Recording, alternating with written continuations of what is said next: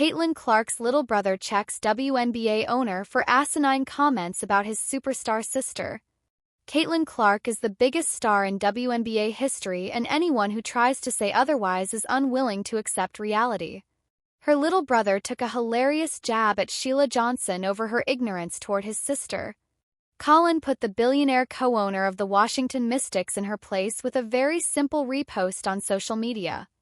The WNBA has worked so hard over the last 8 months to defend its players for repeated instances of dirty play against the Rookie of the Year. It has tried to say that there is not a bias against the #1 overall pick. It has been vocal in support of the greatest scorer in college basketball history. All of the dirty shots on Clark were written off as part of the game and not as a personal attack. Johnson single-handedly destroyed the WNBA's entire pro-Clark campaign during one 4-minute interview on CNN on Friday.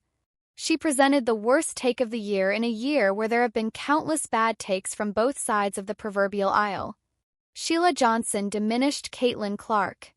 According to Johnson, Time should have named the entire WNBA as League of the Year instead of singling out Clark as the Athlete of the Year because that title hurt the feelings of other players, yes, race is involved, who played an equal role in the meteoric growth of women's basketball.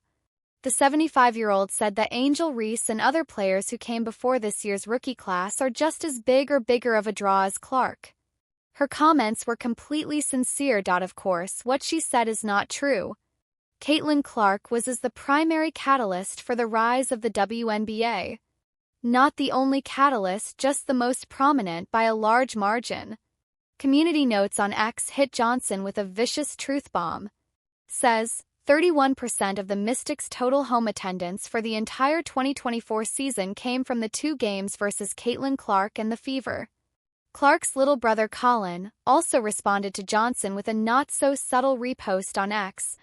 He went back and shared a post from September 19th when 20,711 fans showed up to watch the Mystics.